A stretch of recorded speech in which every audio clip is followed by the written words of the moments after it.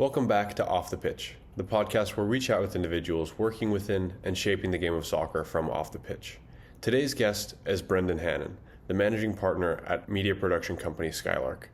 He takes us through his work experience and how it shapes all that he does today, from building the brand at Chicago Fire to managing the marketing campaigns of MLS superstars at LA Galaxy. We get a glimpse into what it was like working with two of the original MLS clubs, plus his perspective into the future of the sport, and so much more. I really enjoyed this one, and I know you will too, so let's jump into it. Good morning, Brendan. How are you? And welcome to the podcast. David, what's happening? Great to see you. Thanks for having me on.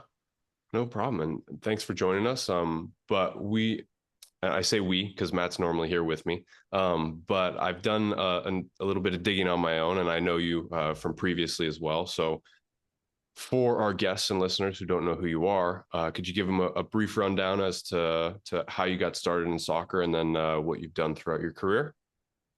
Yeah, my path in soccer is probably a slightly different one, or maybe everyone's path in soccer is obviously slightly different. But I got my degree in creative writing and English literature from the University of Colorado at Boulder. Following that, I attempted to write poetry and short fiction for a couple of years, which mostly meant that I slang a lot of margaritas and played a lot of recreational basketball.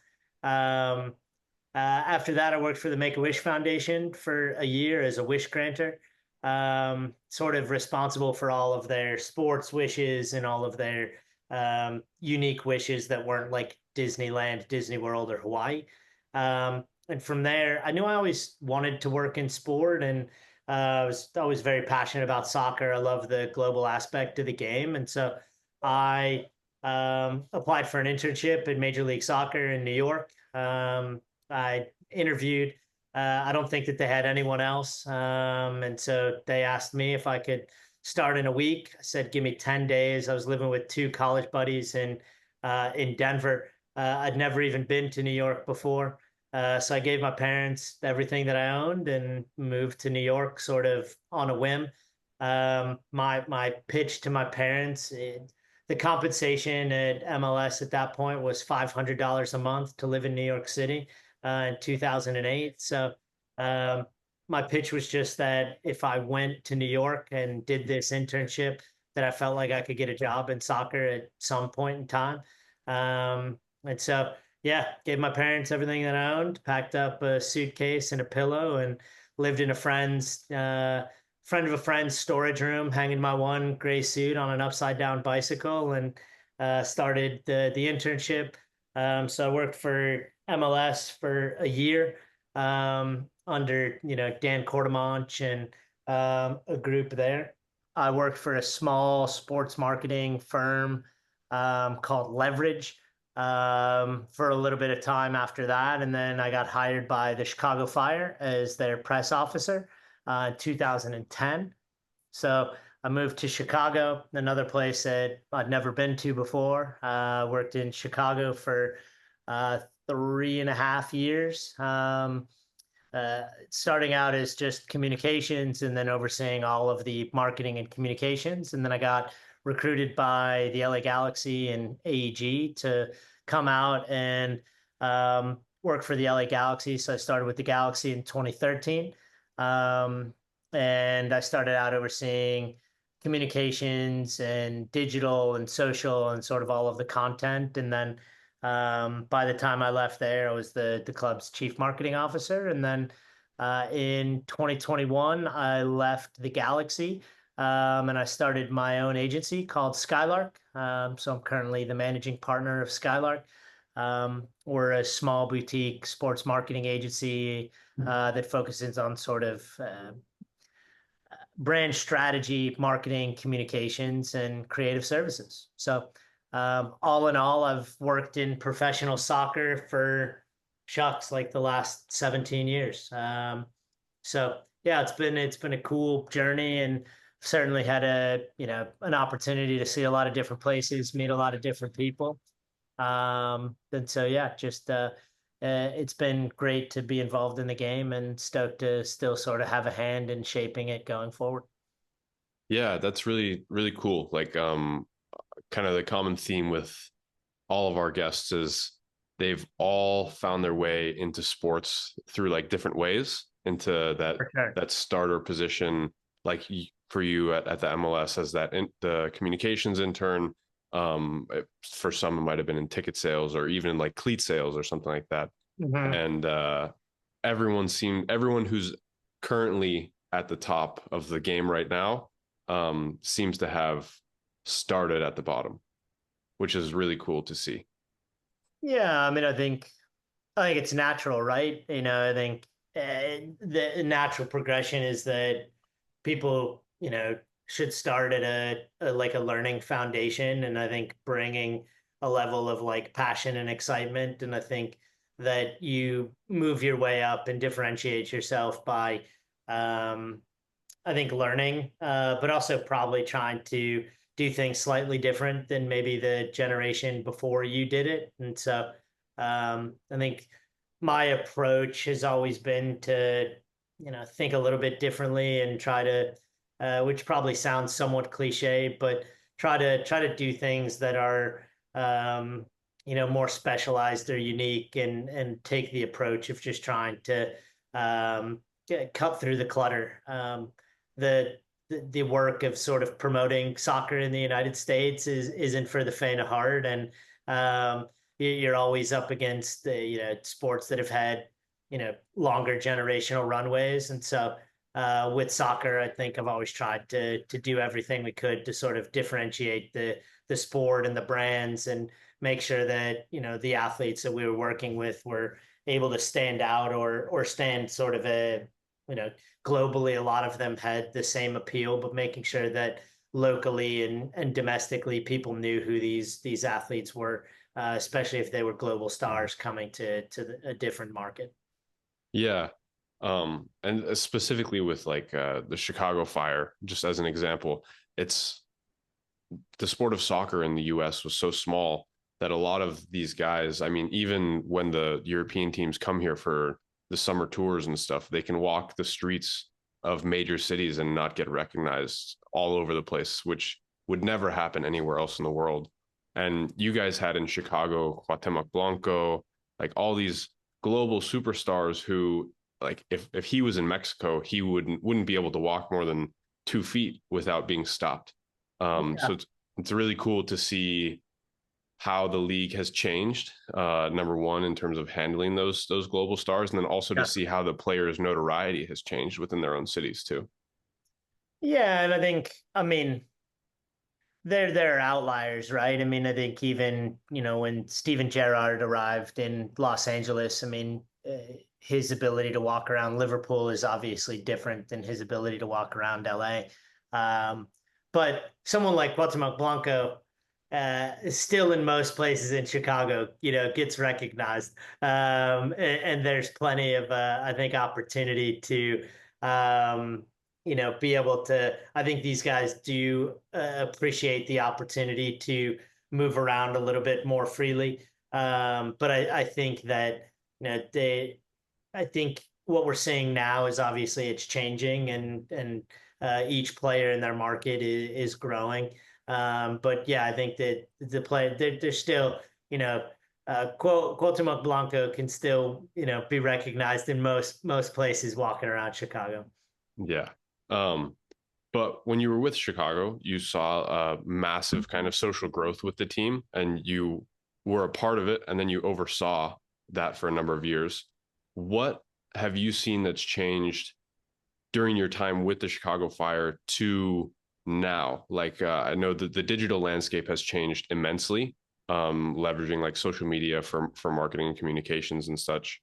But what did you see that really changed the landscape? If there's were any like major landmarkers, and then where do you see it heading next for clubs now? Well, it's interesting. I mean, I think as we've sort of moved into this social media age, right? When I was at the Fire, and probably my time at the league, like Twitter was just becoming a thing. Um, and then when I got to the LA Galaxy, like Instagram was just becoming a thing. And I think at both clubs, and even I think in those sort of the early 2010s, like, and even into, I think all of 2010 to 2020, you were starting to see like refined like content approach because you were creating content that could be shared more widely. You weren't just depending on your website for that. You were able to utilize social. Um, so when when we like rented a lion for the Zlatan Ibrahimovic introduction, like you knew that that would pay off. You knew that the return on investment was there because if you created good content, there was going to be a viral moment for something like that. Um, when Zlatan put in the paper, "Dear Los Angeles, you're welcome," you knew that those content plays could sort of become viral. I think what we're the evolution that we're seeing now is that there's so much saturation with content that I think everyone's trying to find new and unique ways to tell those stories. I mean, storytelling is still sort of at the heart of what all of this is and creating that narrative. Um, so I think you're seeing a lot more storytelling shift to this need for, making sure that major talent is involved, making sure that, you know, Gatorade just launched a new campaign, but they're launching it in conjunction with Kendrick Lamar, because you want to make sure that you have a voice that resonates with people because no longer does maybe just a voiceover actor cut through the clutter in the same way that it does. I also think that we're seeing a real, and I think clubs have long been very good at this, but I think understanding the need for content, but also like the community building that's necessary. And I think that a lot of folks, when it comes to that content, are trying to focus more on how that content can effectively build community. Um, I think some folks, I think Rachel Roscoe at LAFC has been very good at that since LAFC launched, and just like making sure to tie into all of your narrative storytelling, what you're doing from a community standpoint. Um, Jonathan Malter and Alex Merced, at the LA Galaxy were very good at that and sort of utilizing the supporter relationship to help tell the narrative of the club and help sort of showcase that. So um, I think that that's sort of the shift that we're starting to see is that there's a little bit everyone can produce content. Everyone is producing content at a really high level. But you're now trying to, I think, make it more talent driven and you're trying to connect it back to community in a more realistic way. Yeah, that's actually really eye-opening because like we're seeing from a consumer perspective, there's so much high-level content and the barrier to entry for not just brands to produce good content that captures people's attention, makes them want to get involved.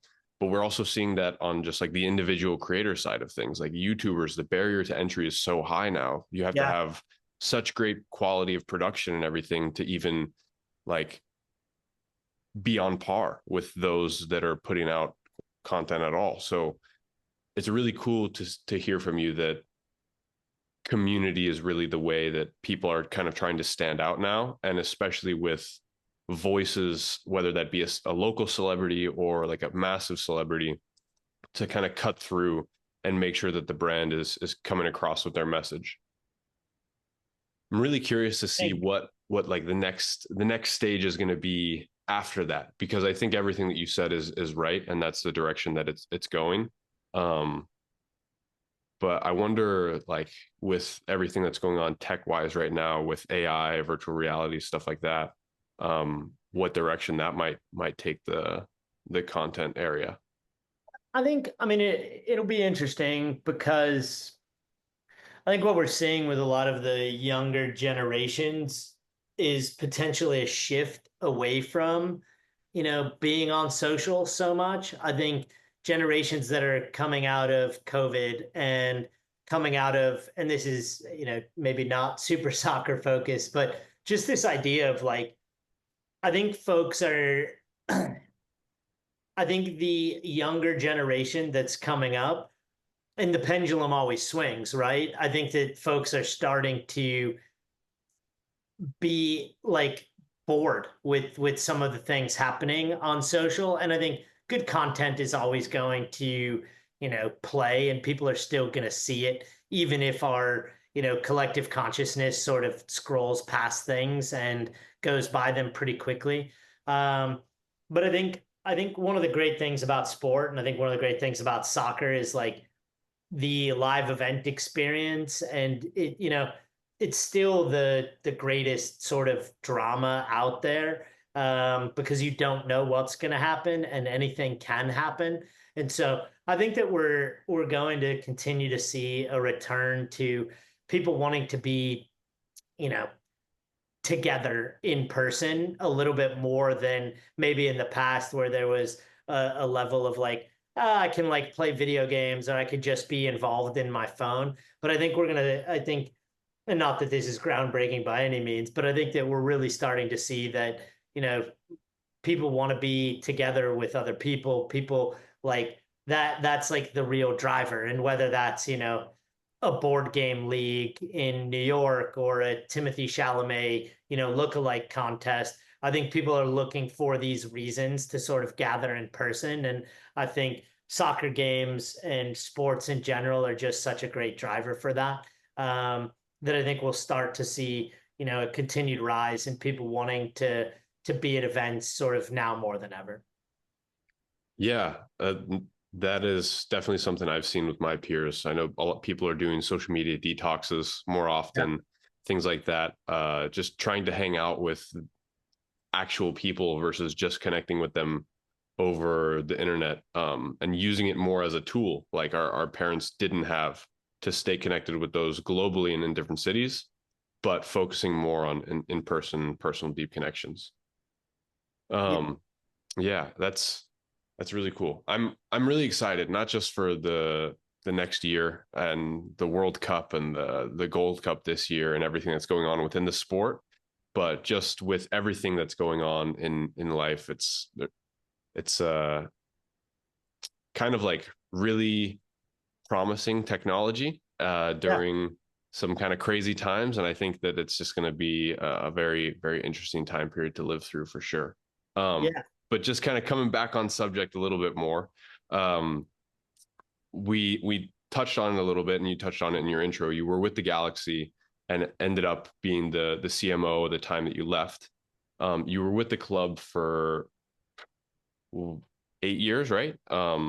And during those 8 years, there were a huge number of star players that came through the doors and walked the field for the Galaxy. Um, and on top of that, the club was also, I would say, until, and it is still now, but until 2023 was probably the most globally recognized team in the MLS. Yeah. What were some of the biggest challenges managing such a high profile club? And then what moments stand out to you as real wins for the club and what you guys accomplished? Yeah. I mean, I think I don't even know if I would consider them challenges. I think you, at least for me, I welcomed the opportunity. Um, you know, Having been at the Fire, and I think, we had some great players come through the doors at the Fire, but when you come to LA and when you work for the LA Galaxy, there's a different level of expectation. Um, there's an expectation from the supporters. There's an expectation from the media. There's an expectation from the athletes. There's a certain way that I think that you should carry yourself, and that you do carry yourself. And I think that you realize also, once you get to the Galaxy, that there's a, at least when I arrived, there were so many greater resources. And I think all of that, a lot of that is credit to, Mr. Anschutz and Dan Beckerman and Chris Klein. And I think that there would the Galaxy, I think, have long had a belief in that, investing in the club, investing in the city, investing in the supporters, would continue to, not only grow the enterprise value, but grow the league. Um, when you talk about, I think those expectations become opportunities. I think when it comes to challenges, I think you're, at least in my experience, you're stepping into something that is completely new, and you're understanding like what the number of asks are for someone like Landon Donovan or someone like Robbie Keane. And you're trying to manage all of sort of the inbound to make sure that those athletes can still, I think, take advantage of the opportunities within the media, but can also focus on the task at hand, which is, playing football, playing soccer, and being successful. And so I think when you look at it, and there's obviously some cultural like differences when a massive athlete comes from Europe and the media asks here, just in terms of the locker room is open, or you've got to speak with the press after every game. You've got to do TV after every game. So I think you're working through some of those things that are just new and unique for some of those players, for the Zlatans of the world, for the Steven Gerrards of the world.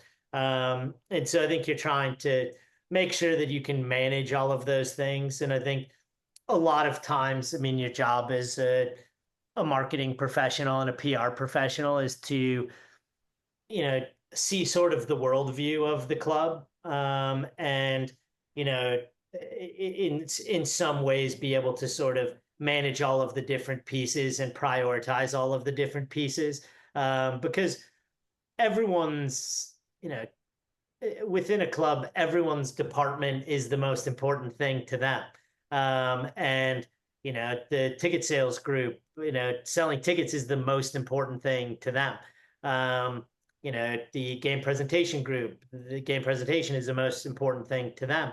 And when you're leading sort of and working across all of those functions, your job is to sort of help prioritize those things. But when you're doing marketing and PR, everything, you have to understand that sort of everything is important. And so you're making choices based on, how to, I think, appease all of those groups, but also to find a way for sort of everything to work cross-functionally and for everyone to sort of work in tandem. So you're trying to sort of, in a lot of ways, you're sort of distributing the ball, Paul Scholes style. You're taking it in, you're passing it out. So you're sort of working as a functional piece that's trying to make sure that all of the pieces fit together. Yeah, I mean, running a business and because I have experience running a smaller business where we haven't had different teams doing all those different things, but having different teams and getting them all to work together, that's like the hardest part of just work in general is collaborating with people who are all trying to get different things done. And Yeah. from a marketing perspective, like making sure that messaging is getting across to the fans in the correct way for all those departments is a huge challenge. Like that's a massive thing, and something that I feel like the marketing departments don't really get credit for enough. Yeah, I think largely what's unique about marketing and probably PR in a smaller sense is that I mean, it's not necessarily about the credit, but what's unique, I think, is that everyone has an opinion about marketing. And I think that differs, from, and there's probably some level of like the sporting side, everyone has an opinion about that too. But, when it comes to like ticket sales strategy, people, when you put up a billboard, everybody has an opinion about what the creative looks like, the photo choice, the tagline, the placement of the billboard. Are you sure you wanted to do it there? Are you sure the tagline, like resonates with people? But yeah, when the finance person puts together the budget, nobody's like, have you thought about like doing the budget this way, or have you thought about like arranging your Excel spreadsheet in a different manner? And so I think the dichotomy of like doing something that is, beneficial for everyone in the organization, but also that everyone can nitpick and poke holes at is a big part of the job. And I think that there's sort of a uniqueness to that piece, and that you're always sort of working. You're trying to figure out, how to make the best presentation internally for those stakeholders, and then externally to make sure that your fans, your supporters, the people that you want to buy tickets are also sort of engaged in your brand. So in a lot of ways, you're always sort of working both sides of the ball. Yeah. And like you were saying, with like the billboard and a lot of stuff being able to get nitpicked with the Galaxy specifically, a lot of campaigns you've been a part of have been centered around and like revolving around, for a better word, I guess, the huge massive stars that you guys Yeah. have had. So you made mention to one of the campaigns earlier, which was renting the Lion and getting the Ibra promo shot and out to the world, which was a massive thing.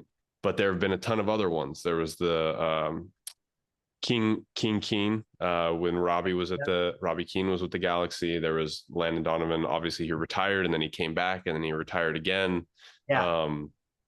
There was Steven Gerrard and Chicharito. To obviously in LA, that's Yeah. almost a bigger name than any of the others. Gio Dos Um, Santos, Jonathan Dos Santos, Ashley Cole. Yeah, yeah, it was a great time. There was a lot of fun to be had.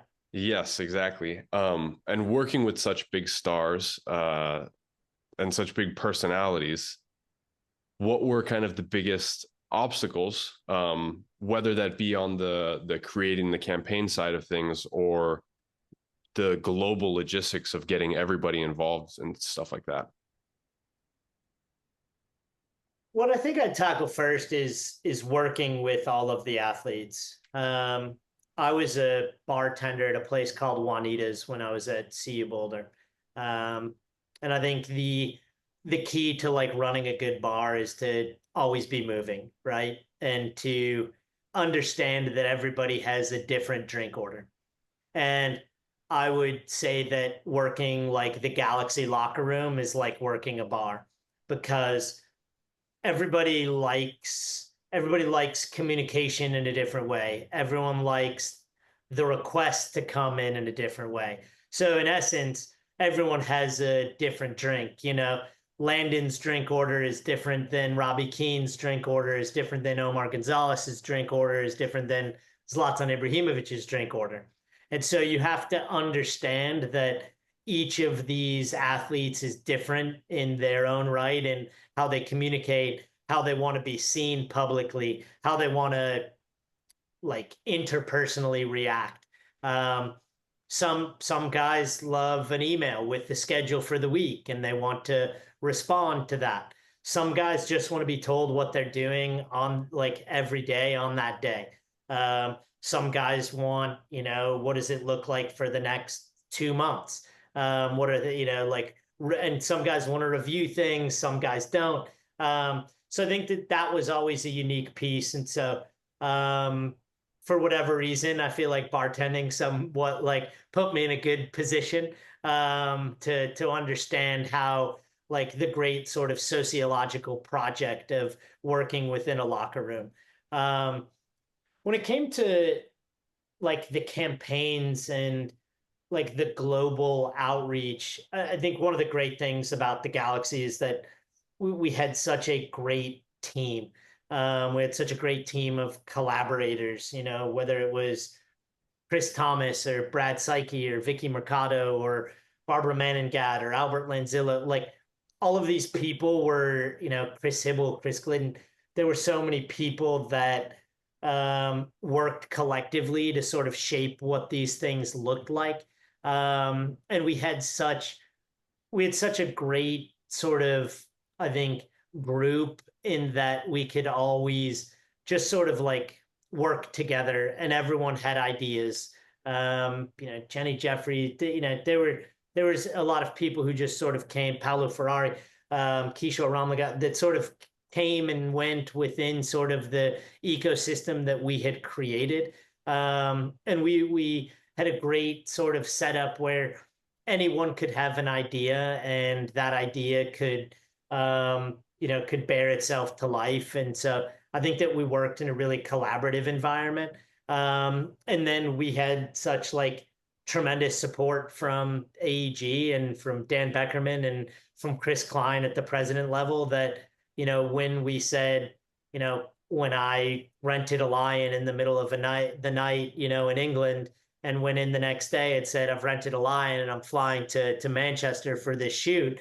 It was just sort of like, let us know how it goes. Like that there was, I think, such belief in the team that we had assembled, and that I think, especially once we'd sort of gotten to the Zlatan piece, I think people felt like we were trusted, and we were able to, I think, pull off some of the biggest, player announcements in the history of the league. And yeah, I think all of that work was tremendously fulfilling because it was all done in such like a team environment. And I think the work, usually when you're collaborating with great people, the work sort of bears itself out that way. Yeah, having a good team around to help take care of everything is really like the foundation for any type of success. And it's sometimes really hard to find that. But when you have a really good or a great team, the work becomes easy, and the output is just incredible. And Yeah, it's, sports, and I think soccer, it's supposed to be fun, right? And I think that our directive was to always have fun. And I think we were serious about the work that we were doing. But we always wanted it to be fun. We always wanted, I think we wanted, it to have personality. And I think the best soccer teams and clubs have personality. They have character traits that attract people to them, and they can be different. Barcelona and Real Madrid both have different personalities and different character traits, but they still, I think, embody, they embody different things, but they still sort of tell a similar story. And I think that when it came to the Galaxy, we always wanted the Galaxy to, have that regalness and this idea of like, this is the biggest club, this is the biggest thing in LA, this is the team that's won the most championships. But I think you also wanted it to be, effortless and fun. And I think you wanted to put in all of the work to make it come off as easy. Sort of like, a Roger Federer backhand, or a David Beckham free kick. Like, thousands of hours have gone into every one of those efforts. But when they do it, on the field or on the court, it looks so easy to them. And so I think our approach, for the Galaxy's marketing, PR, the whole time I was there, was that we wanted to make it look easy. We wanted to make it look fun. But we knew that we were doing sort of all of the hard work behind the scenes. yeah, and I mean, working in silence and in the dark is the best way to go about it. And then everyone's like, "Oh, where did this come from?" But I do want to touch on, you mentioned it a little bit, the PR aspect of things. Yeah. You've been involved in PR throughout your whole career with not just like MLS when you were working with the league itself, but through the Chicago Fire and the Galaxy. Um, Early stage MLS PR was very much kind of Wild West style type of thing. Yeah. And then now it's very much refined. Like you absolutely can and can't say certain things because the teams are now, they have a global presence, just due to what's happened over the last few years. So what, over the span of your career, working in that early stage MLS PR environment and also dealing with all the big personalities and people that you have, what, if you can share one, what was that kind of crazy PR story and how did you deal with it? I mean, there are plenty of crazy PR stories. Um, I think, it all depends on what type of crazy that you're sort of looking for. I think I always, I mean, I'll tell maybe two stories that are mildly interesting, but not, necessarily like shocking by any means. But um, Yeah, if you have to plead the fifth on this question, don't worry about it. I It's mean, I totally think what I would say is like PR is an ever evolving practice, and you have to change and adjust based on the times that you're living in. Um, I've always wanted to. I think I've seen PR as two sides of a coin. You want to be proactive and on the front foot when you can. Um, and I think that there are certain times when you're put in a corner and you're trying to defend the organization or put yourself like you're trying to make sure that there's protection of an athlete or something like that. Um, a very funny one, when I was with the Chicago Fire, I worked with a very good friend of mine, a guy probably well, Kalen Carr. Um, and one of the local dailies in Chicago was talking. LeBron James was sort of making his decision, and Chicago is considered one of the markets, and so I think Time Out Chicago had come to the Fire, and they're like, yeah, could we get a quote from Kalen on what it would mean for LeBron James to come to the Bulls. And my pitch to Kalen was that he should say that this town isn't big enough for the two of us, as sort of a tongue-in-cheek joke between Kalen Carr, a titan of sport in his own right, and LeBron James, arguably the greatest NBA player. And Kalen loved it and went with it, and it got mild pickup, but was always just sort of a fun sort of joke between us. Um, and so I think that's an instance of just trying to use PR to, I think, drive some level of interest in your organization or in your athletes that you maybe not don't always get the opportunity to do that. Um, I think other instances of proactive PR, yeah, the stuff that we did around Zlatan's launch, just knowing that um, he had such bravado and was such a big personality. So it was incredible to sort of work with him and collaborate on a lot of those things, and for that to come to life. The Lion and him placing the ad in the paper, "Dear Los Angeles, you're welcome." I think those were just instances of like this is a great way to use sort of public relations.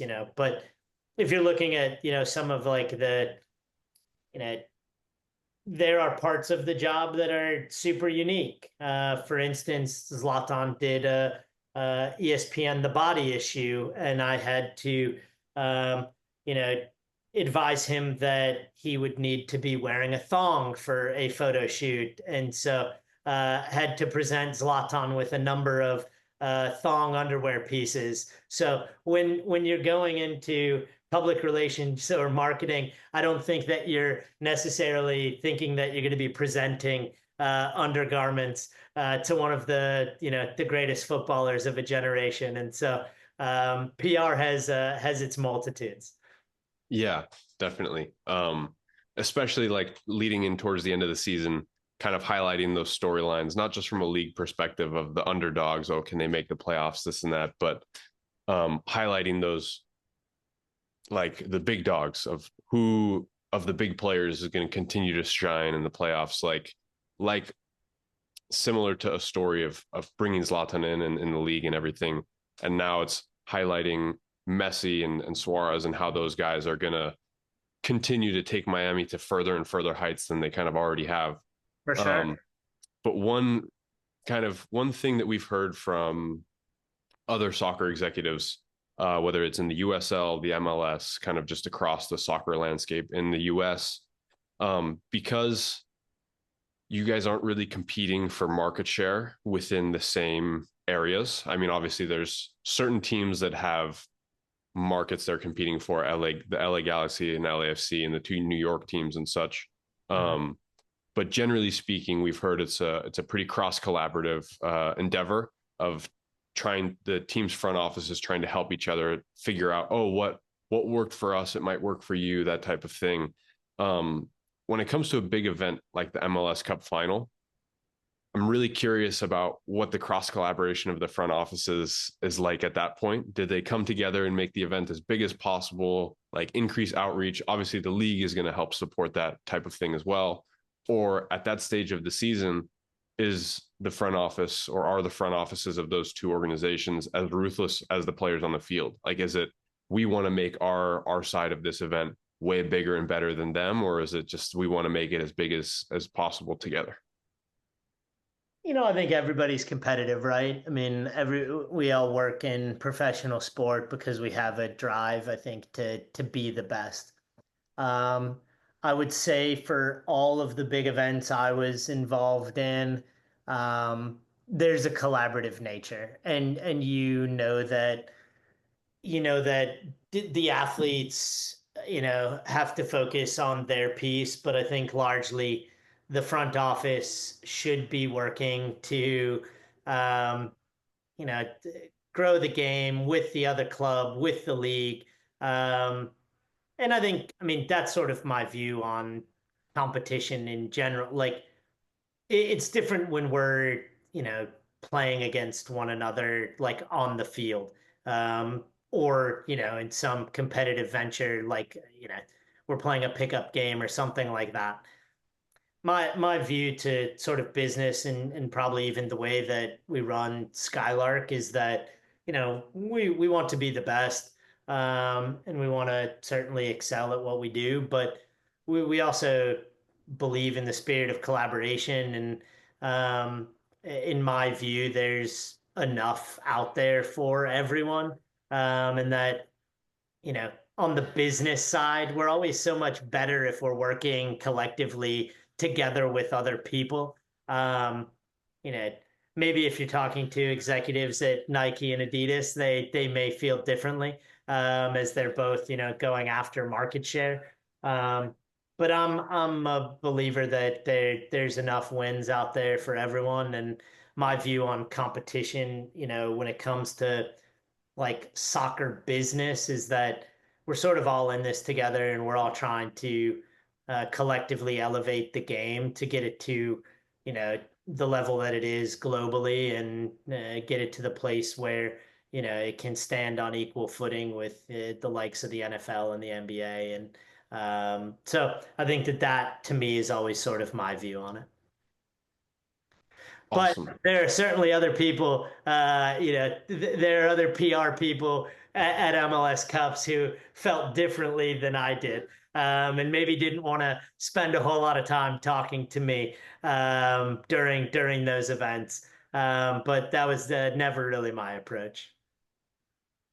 Awesome. I'm glad to hear that the competitive spirit is definitely still alive. But I think what you were saying is the general consensus from what we've heard across every league and every level is working together to help the sport grow is just in the best interest of everyone, and that's kind of how everyone should operate. Because there's really no ceiling as to what the sport can be, as we can see with other leagues around the world. For sure, no doubt. Um, we've spent a lot of time talking about your career in the MLS. I don't want to gloss over what you're doing right now. Absolutely. So I know you started a company and now you are the managing partner of Skylark. Um, and after doing a deep dive into what Skylark has done over the last few years, I've seen that you've worked with so many different clubs across the country. How are you able to adjust to the different markets that you're operating in? And are you seeing any type of like convergence or divergence in the way that sports fans are being marketed to? Yeah, it's been great. I think after sort of being a one club person for so long. It's been a great opportunity to sort of, I think, apply a lot of the same principles and beliefs that I had working at the Galaxy to other opportunities, both in the sport and out of the sport. I think a lot of the nuts and bolts of marketing and PR sort of remain the same. Um, and I think, all of those standard sort of cliche things of teamwork and hard work and all of that, I think still very much applies.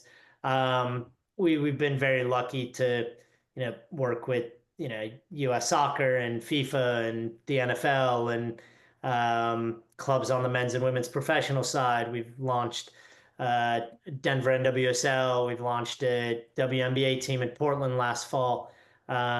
We did a jersey sponsorship with Siete Family Foods and Austin FC. So it's been very unique to, I think, apply a lot of these principles to different projects in different markets. Um, I think I think like anything, each market is different, but I think a lot of the same principles apply in that you're trying to build a community and you're trying to engage a group of individuals and make something as inclusive and exciting as possible. And whether that's about selling more chips for Siete or launching the first women's professional soccer club in Denver. I think you're always just trying to find ways for connection and find ways for people to feel part of something.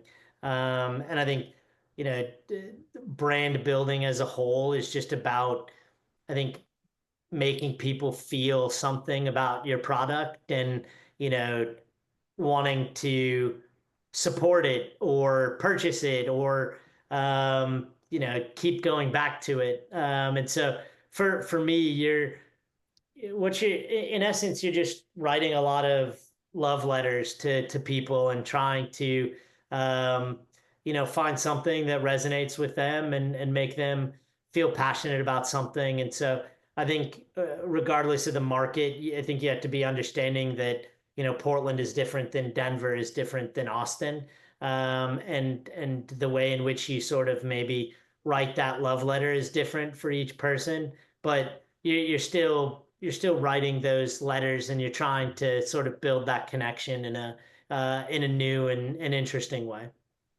I don't know if people write love letters anymore. Maybe that's just me, but that's the way that I think about it.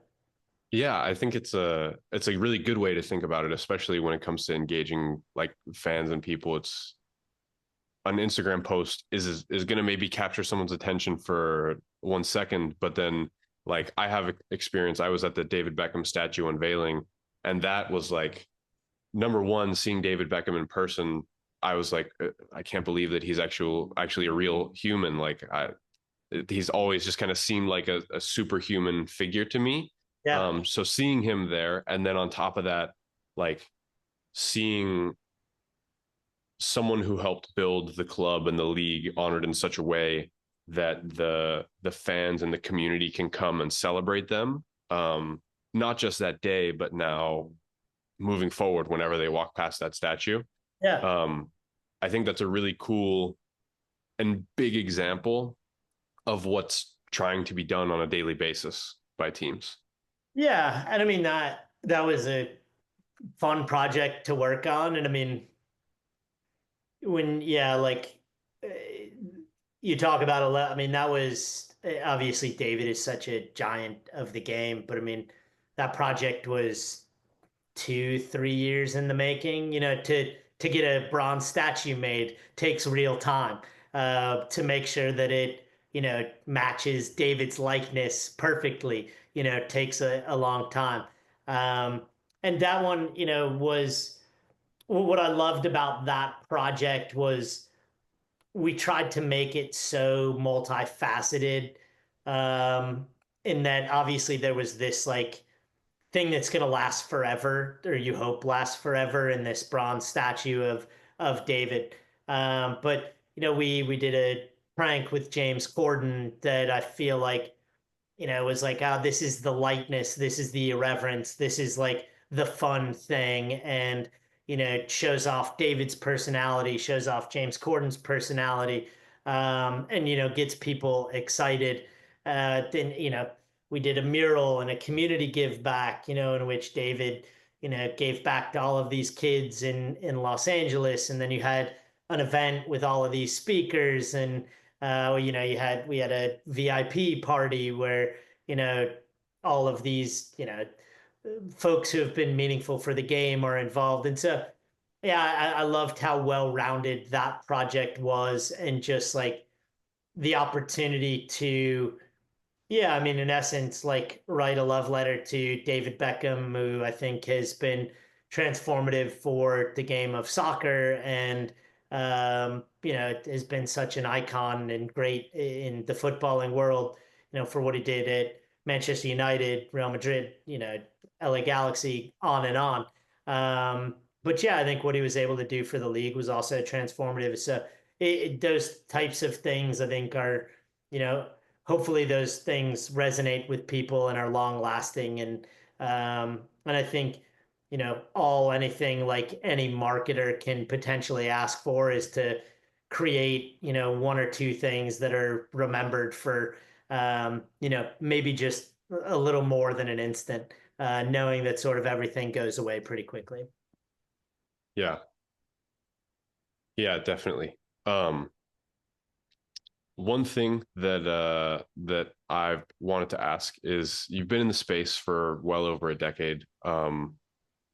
Now managing your own company and having worked with single clubs in the past, what's something about the business that has evolved from kind of start to now in a way that you didn't expect? I'm not sure if there was anything that I didn't expect. I think it's been great to see the way that infrastructure has grown around these organizations. And I think the investment in the infrastructure, you talk about TQL Stadium in Cincinnati, you talk about BMO Stadium in downtown Los Angeles, the stadium that Denver NWSL plans to build in Denver's urban core. I think that as we've seen soccer in the United States evolve, one of the things that's been great to see is that the facilities and the infrastructure around the clubs have evolved with them. And I think that, when you look at the state of a lot of the training grounds, they continue to, you know get better and evolve with time. And I know that that's not maybe the best marketing answer.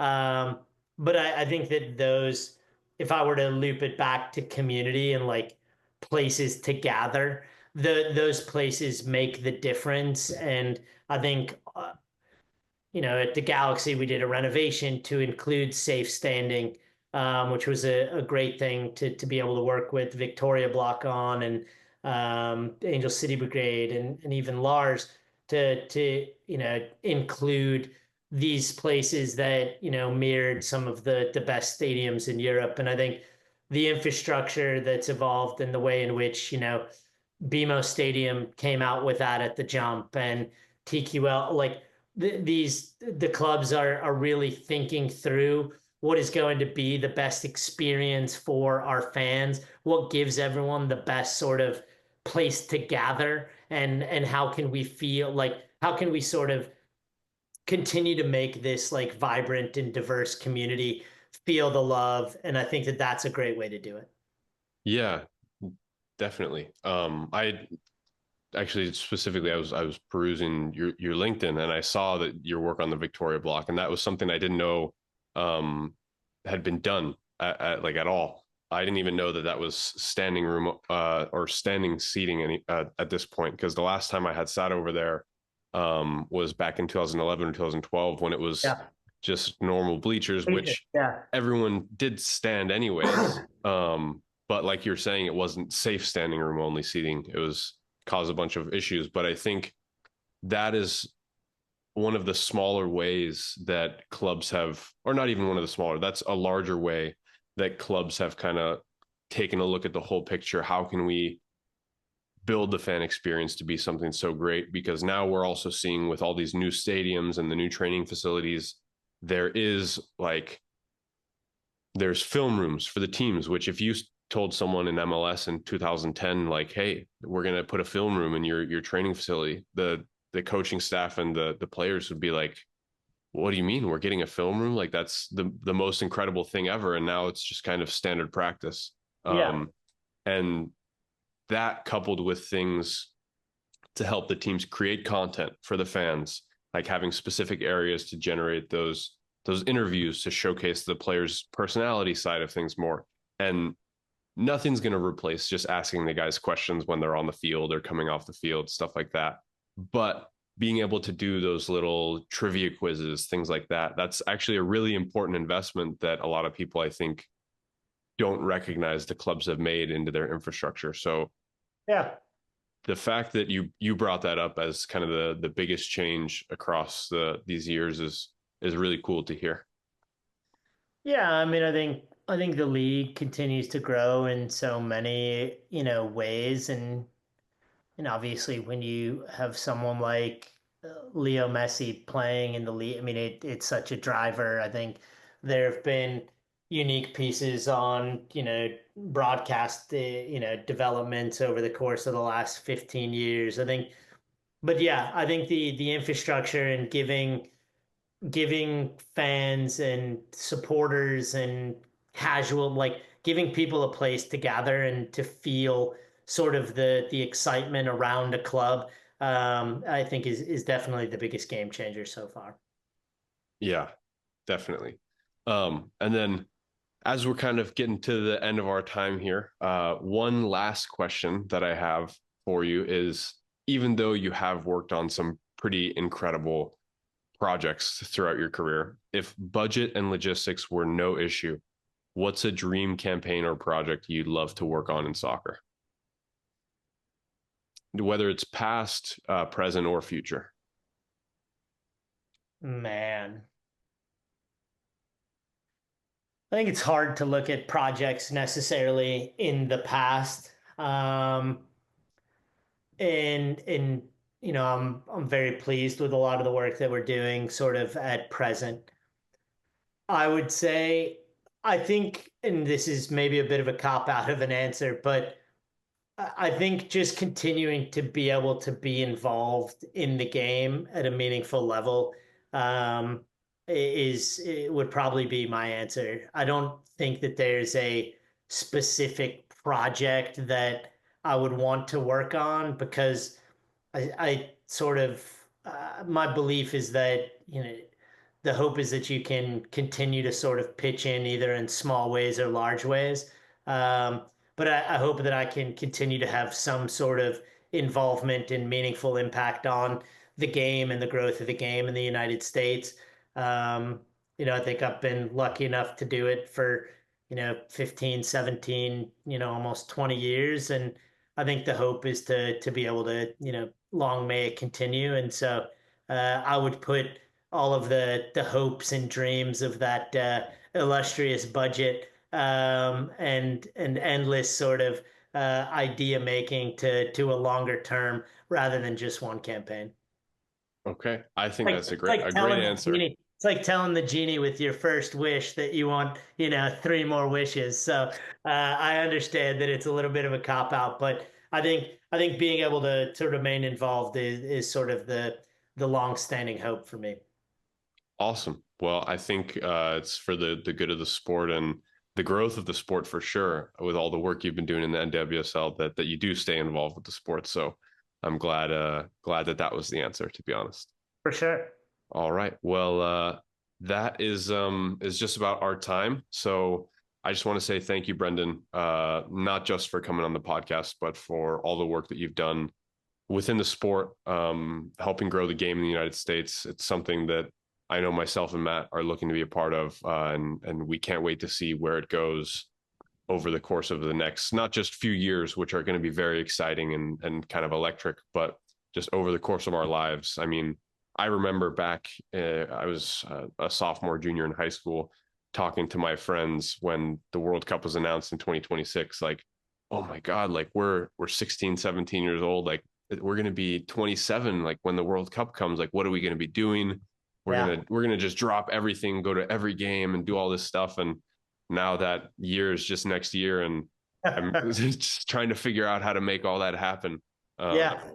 So I'm really thankful for everything that's been done in the game so far. And I'm really excited to see what is to come with Skylark and the sport.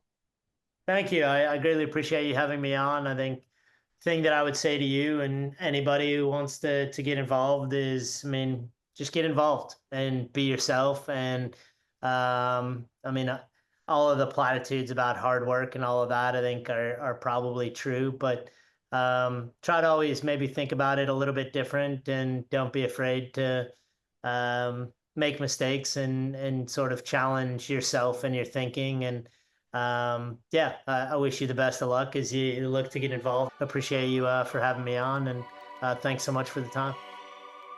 Thanks for tuning in to this episode of Off the Pitch. If you liked what you heard, don't forget to drop us a follow or subscribe on your favorite podcasting platform. Your support truly means the world to us, and it helps us bring you more of the stories that you love from the business world of soccer. And if you have a moment, please also drop us a rating or a review, as it helps us understand what you like, and it also helps other like-minded individuals find this podcast. See you in the next episode.